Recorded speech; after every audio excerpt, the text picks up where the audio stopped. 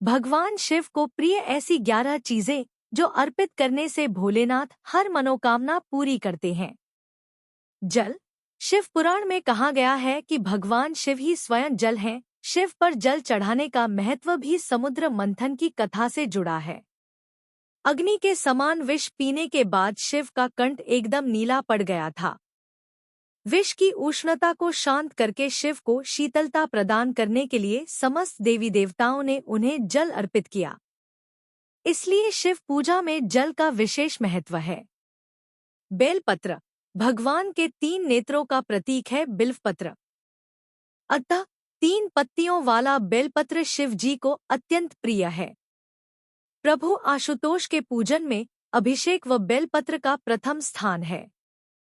ऋषियों ने कहा है कि बेलपत्र भोले भंडारी को चढ़ाना एवं 1 करोड़ कन्याओं के कन्यादान का फल एक समान है। भगवान के 3 नेत्रों का प्रतीक है बेलपत्र। आंकड़ा। शास्त्रों के मुताबिक शिव पूजा में 1 आंकड़े का फूल चढ़ाना सोने के दान के बराबर फल देता है। धतूरा। भगवान शिव को धतूरा भी अत्यंत प्रिय है। इसके पीछे पुराणों में जहाँ धार्मिक कारण बताया गया है वहीं इसका वैज्ञानिक आधार भी है। भगवान शिव को कैलाश पर्वत पर रहते हैं। यह अत्यंत ठंडा क्षेत्र है जहां ऐसे आहार और औषधि की जरूरत होती है जो शरीर को ऊष्मा प्रदान करे। वैज्ञानिक दृष्टि से धतूरा सीमित मात्रा में लिया जाए तो औषधि का काम करता है और शरीर को अंदर से गर्म रखता है। भांग। शिव हमेशा ध्यानमग्न रहते हैं। भांग ध्यान केंद्रित करने में मददगार होती है। इससे वे हमेशा परमानंद में रहते हैं। समुद्र मंथन में निकले विष का सेवन महादेव ने संसार की सुरक्षा के लिए अपने गले में उतार लिया। भगवान को औषधि स्वरूप भांग दी गई लेकिन प्रभु ने हर कड़वाहट और नकारात्मकता को आत्मसात किया, इसलिए भांग भी उन्हें प्रिय है। भगवान शिव को इस बात के लिए भी जाना जाता है कि इस संसार में व्याप्त हर बुराई और हर नकारात्मक चीज को अपने भीतर ग्रहण कर लेते हैं और अपने भक्तों की विष से रक्षा करते हैं। कर्पूर। भगवान शिव का प्रिय मंत्र है कर्पूर गौरम करुणावतारण, यानी जो कर्पूर के समान उज्ज्वल है। कर्पूर की सुगंध वातावरण को शुद्ध और पवित्र बनाती है। भगवान भोलेनाथ को इस महक से प्यार है। कर्पूर शिव पूजन में अनिवार्य है। दूध। श्रावण मास में दूध का सेवन निषेध है।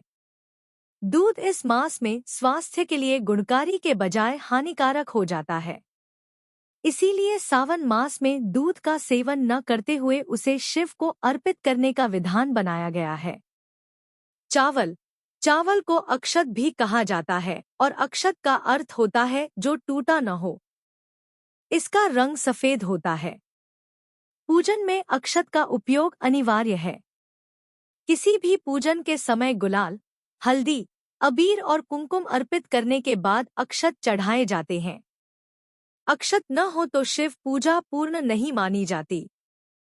यहाँ तक कि पूजा में आवश्यक कोई सामग्री अनुपलब्ध हो तो उसके एवज में भी चावल चढ़ाए जाते हैं। चंदन। चंदन का संबंध शीतलता से है। भगवान शिव मस्तक पर चंदन का त्रिपुंड लगाते हैं। चंदन का प्रयोग अक्सर हवन में किया जाता है और इसकी खुशबू से वातावरण और खिल जाता है। यदि शिव जी को चंदन चढ़ाया जाए तो इससे समाज में मान सम्मान यश बढ़ता है। भस्म। इसका अर्थ पवित्रता में छिपा है। वह पवित्रता जिसे भगवान शिव ने एक मृत व्यक्ति की जली हुई चिता में खोजा है, जिसे अपने तन पर लगाकर वे उस पवित्रता को सम्मान देते हैं। कहते हैं शरीर पर भस्म लगाकर भगवान शिव खुद को मृत आत्मा से जोड़ते हैं। उनके अनुसार मरने के बाद मृत व्यक्ति को जलाने के पश्चात बची हुई राख में उसके जीवन का कोई कण शेष नहीं रहता।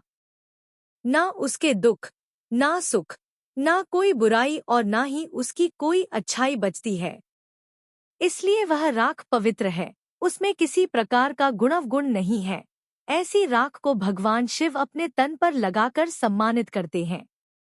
एक कथा यह भी है कि पत्नी सती ने जब स्वयं को अग्नि के हवाले कर दिया तो क्रोधित शिव ने उनकी भस्म को अपनी पत्नी की आखिरी निशानी मानते हुए तन पर लगा लिया, ताकि सती भस्म के कणों के जरिए हमेशा उनके साथ ही रहे। रुद्राक्ष। भगवान शिव ने रुद्राक्ष उत्पत्ति की कथा पार्वती जी से कही है।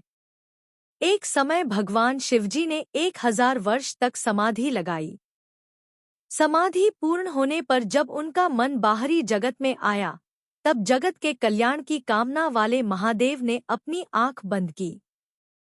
तभी उनके नेत्र से जल के बिंदु पृथ्वी पर गिरे। उन्हीं से रुद्राक्ष के वृक्ष उत्पन्न हुए और वे शिव की इच्छा से भक्तों के हित के लिए समग्र देश में फैल गए। उन वृक्षों पर जो फल लगे वे ही रुद्राक्ष हैं।